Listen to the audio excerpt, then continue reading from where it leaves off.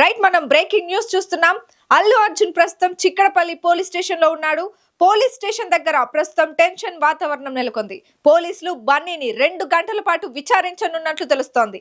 సంధ్యా theatre తొక్కిసలాటపైనే బన్నీని question చేయనున్నారు పోలీసులు బన్నీని ప్రధానంగా అడగబోయే ప్రశ్నలు ఏంటంటే, బెనిఫిట్ షోకు రావద్దని పోలీసులు యాజమాన్యానికి చెప్పిందా లేదా అనే క్వశ్చన్ ని బన్నీకి అడగనున్నారు. అలాగే పోలీసుల అనుమతి లేకుండా మూవీ టీమ్ థియేటర్ కి రావద్దనే విషయం మీకు తెలియదా, లేదా పోలీసుల పర్మిషన్ లేకుండా మీరు సంధ్యా థియేటర్ కి ఎందుకు వెళ్లారు అనే క్వశ్చన్స్ ని బన్నీని అడగబోతున్నట్టు తెలుస్తోంది.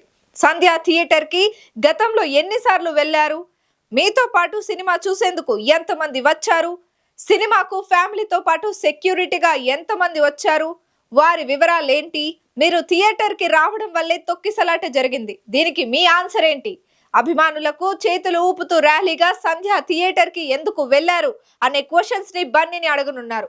అలాగే వాటితో పాటు తొక్కిసలాట జరిగినా మీరు ఎందుకు థియేటర్ నుంచి బయటకు రాలేదు, పోలీసులు చెప్పినా థియేటర్ నుంచి బయటకు రావడానికి ఎందుకు నిరాకరించారు, పోలీసుల విధులను మీరు అడ్డుకున్నారనే ఆరోపణలు ఉన్నాయి.